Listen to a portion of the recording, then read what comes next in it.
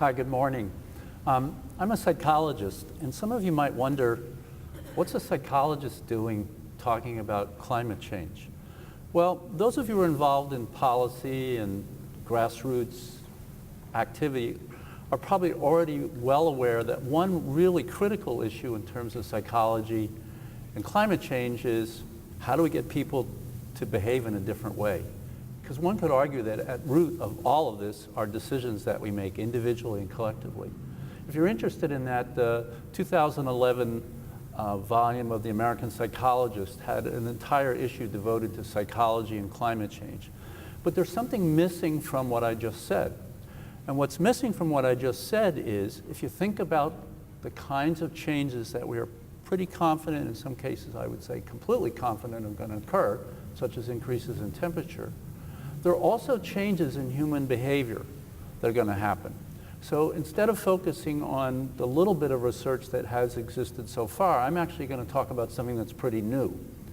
And that's the idea that if temperature goes up, if we get more dramatic shifts in precipitation, we're going to see, if we have more disasters, natural and technological, there are going to be mental health implications of that. There are going to be behavioral changes in that. So that's what I'm going to talk about. So if we start with temperature, one of the things that we know when it gets hot, and just use your own experience, there's something called a thermal comfort zone or an envelope.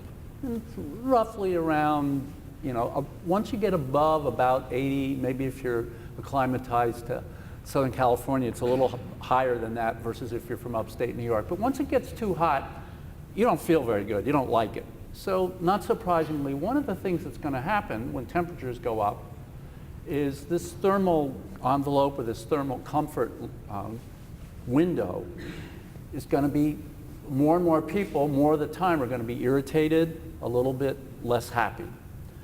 Now, in and of itself, maybe that sounds trivial. On the other hand, we know that if people over time are less happy, that leads to all kinds of behaviors which turn out to not be so trivial. Among other things, for example, a lot of the use of substances, people self-medicate. They try to change their level of happiness when they're not feeling good, in part by doing things that we know have much more dramatic influences on their health and well-being. Outdoor recreation, not surprisingly, changes. Now this one's complicated, much like the climate science on that part of the equation. The human part of the equation is also very complicated. So when it goes from cool to warm, as indicated here, outdoor recreation increases. People go outside more. But when it gets too hot, so in other words, there's a curvilinear relationship here. It's not linear, as was alluded to in the beginning, in the introduction. But when it gets too hot, you see dramatic reductions in outdoor physical activity, because it's just when people, you know yourself, right? When it's really hot, you just kind of feel like a slug. You don't want to do a whole lot. Well, that, of course, has all kinds of implications for mental health, for physical health. Options that are available to people are going to shrink because you're going to have these more high degree days and people are not going to want to go outside. Tourism. Mediterranean climates, whether they're in the other side of the pond, the other side of the ocean, or this side of the ocean, part of what is a critical component of many people's livelihoods is tourism, both in the sense that their own income is connected to it. That could be skiing, that could be beach-related activities. One of the things that's going to happen is you're going to see that when the climate changes, for example, you saw the impact on snow, right?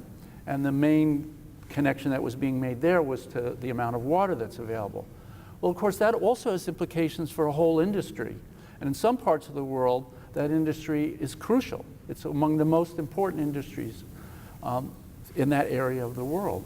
And in the LA area, it's not so much the reduction in snow that you may see these huge tourist impacts. It's beach, it's outdoor activities, it's camping. Because when it gets too hot, again, it's curvilinear. When the temperature starts to go up, you get more beach activity. But when it gets hot enough, you see reductions in beach activity. Another kind of behavior that's related to temperature, and this is one that's somewhat counterintuitive, is aggression. So if people are more irritable, if they're more angry, people that are involved in law enforcement are very sensitive to these issues. They know when the temperature starts to go up, we may see some problems. We may see more anger. It may be interrelated to use of alcohol and other substances, again, because when people don't feel good, they self-medicate more. But there's an interesting, somewhat controversial, because some research suggests this inverted U-shaped function. Other research suggests more of a linear function. But there's enough research to suggest that the relationship was complicated, but certainly we know, I would say it's clearly true that aggression is related to temperature. Now, whether it's this inverted U or more of a linear relationship, that's a little bit more controversial. But it's important to understand that just like we can think about, and there are more well-documented health effects that are physical, there's going to be behavioral changes that we're going to see with global climate change in relationship to temperature. We know that there's going to be more volatility and more extreme weathers. One of the things that's going to happen in some parts of the world are much more prolonged droughts. There's some very interesting research coming out of Australia, which is suffering through longer and more severe droughts. And here's an example also where it's not just the intensity, it's this life course perspective that Dr. Halfon was talking about, it's also the duration.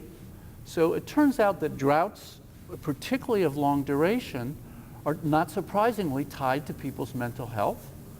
And if their livelihoods are interrelated to it, the effects are even stronger. So there's another example where you have a socioeconomic vulnerability, in this case not necessarily because of poverty, but because of the particular employment sector that you work in. So if you're a farmer in Australia and you're having a prolonged drought, that creates, for good reason, that you can all at least understand and relate to, a lot of anxiety, a lot of worry, and if it goes on long enough, increases depression. We also know that when we get very high levels of precipitation, when we get heavy rain, it reduces outdoor recreational activity. Recreational activity, because it's an option for people to change their day-to-day routine, of course, has implications for mental health. Why do you go on vacation? Partly because you need a break, right? You want to do something to reduce the stress, change your environment, mix things up. Well, those options are likely to be diminished because of dramatic increases in some parts of the world in the amount of precipitation. Ways in which some people commute to work are going to be influenced by rainfall. Flooding, when it's extreme, of course, causes relocation. We know that involuntary relocation is strongly linked not only to physical health outcomes, it's linked to mental health outcomes. People have more post-traumatic stress disorder following involuntary relocations. More family tension, more conflict within families, which again can spill over into other areas. Air pollution and wildfires. People are, of course, aware and conscious of the quality of the air. The public primarily uses visual cues, which in some cases can be misleading, unfortunately. But nonetheless, when the quality of the visual environment, the ambient environment, the visual quality is degraded, people are sensitive to that. The public pays attention to that. People are irritated, they're annoyed when it's more polluted. There's some evidence that people become more distressed. Now here's an example where it looks like there's some vulnerable subgroups. So a series of studies that was done in the 80s in the Los Angeles area suggested that when you have increases in ozone, if people also are being exposed to other stressors in their lives, if they're having a difficult time with their family, or if they've lost their job, or if someone close in the family, they've lost a loved one, that combination of that kind of stressful event and increased ozone levels was linked in several different studies to more psychological distress. So an example again of how these relationships are complicated, they're dynamic. And again, also when we have air pollution, it suppresses outdoor recreational behavior. There was a recent study published looking at visitations to the Los Angeles Zoo in relationship to smog alerts. And they found two really interesting things. They also looked at the Griffith Observatory. In both of those places, but especially at the zoo, in Griffith Park, when there were more smog alerts, people, particularly when they're told, curtail outdoor physical activity, some people do that. They actually do. So you actually see a relationship. If you talk to people with surveys, if you look across a representative sample of the Los Angeles metropolitan area, people report restricting and curtailing outdoor activities when the air pollution levels are worse. The other thing that this recent study found, that was just published very recently, the Griffith Park, it turns out at Griffith Park, they keep track of the ages because of the ticket prices. And not only did they find that there was a reduction in visits to the zoo, it was particularly dramatic for young children and elderly, which again is consistent with some of what you saw in terms of the physical vulnerability. It also fits research that suggests, why are people worried about air pollution? Primarily because of the visual, but because health. So people, if they believe and are concerned that it's going to have a health impact, it's likely to be a pathway to changing their behavior. I want to end with one comment, which is, I know some of you in the room are very involved in policy and active citizen action and trying to get communities involved in planning commissions and local planning boards.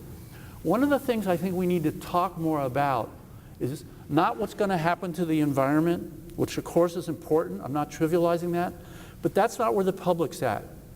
The reason there's such a disconnect between all this climate work and all this, very complicated, difficult science to comprehend and ecological analyses, why isn't the public on board? Because they don't see the link to their health. I think a strong message from today's event for many of you who are involved on the ground, as it were, is to think about helping people see the links to their health. Because for good reasons or for bad reasons, that's why the public cares about environmental problems.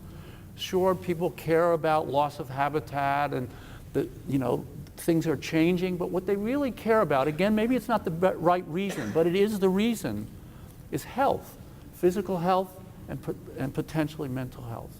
So thank you very much.